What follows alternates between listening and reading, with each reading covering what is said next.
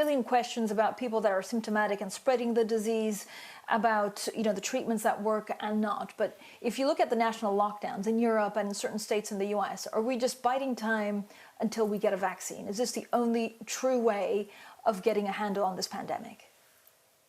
I think the vaccine is going to be probably upfront as one of the most important tools that we can have.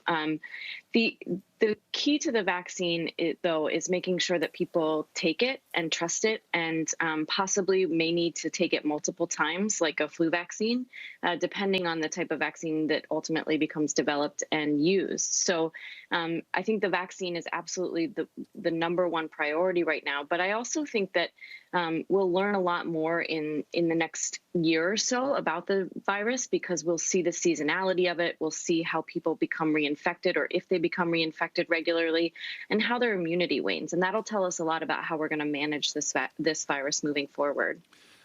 Lauren, I want to talk to you about what I observed on Instagram this weekend. I really don't look at Instagram, folks, but people in the house do as well. And come on, everybody's partying it up, and I get it with family, you can bend the rules. But I see a massive amount of society basically doing what Camus said late in the book. The truth is, everyone is bored. How bored are we, and what does it mean for adults like you? I think people are bored, and I think people are tired of the restrictions. That being said, I think now is not the time to let that boredom get the best of you, and to let your guard down. We're entering into winter. We're entering into flu season, respiratory virus season, and we're going to have to be indoors a lot more. And as you can see from the lockdowns that Francine just mentioned, cases are rising, and people are having to go back into these restrictions.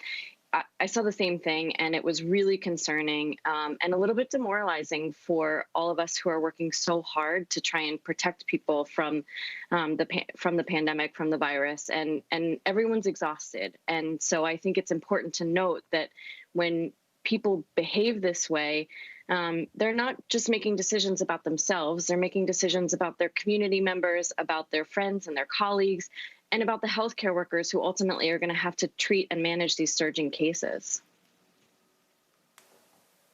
Lauren, how do you explain these surging cases? We spoke to one specialist who was saying about 70% of people could actually be asymptomatic. If we don't test those people, then are we going to be in lockdown forever? Yeah, I think the other side of that coin that we were talking about at the beginning is testing, right? So understanding what our denominator is so important. And I think in the US, we just haven't really gotten a strong hold on testing, a systematic approach across the country, even still.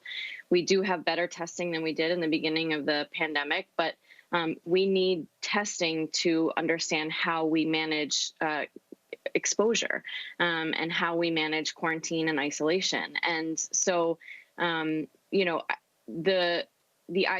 of the surging cases are really that behavior, that sort of lax behavior, but part of it is understanding those asymptomatic infections, or pre-symptomatic infections. So people who have either mild illness or haven't gotten sick yet. And so how to mitigate those people's behavior so that they don't go on to create, clusters of cases and possibly larger scale outbreaks in communities that may otherwise have the virus under control. So the testing piece of that is absolutely key, because there are elements of pre-symptomatic and asymptomatic infection that can't really be controlled any other way, especially if people don't know that they are infected.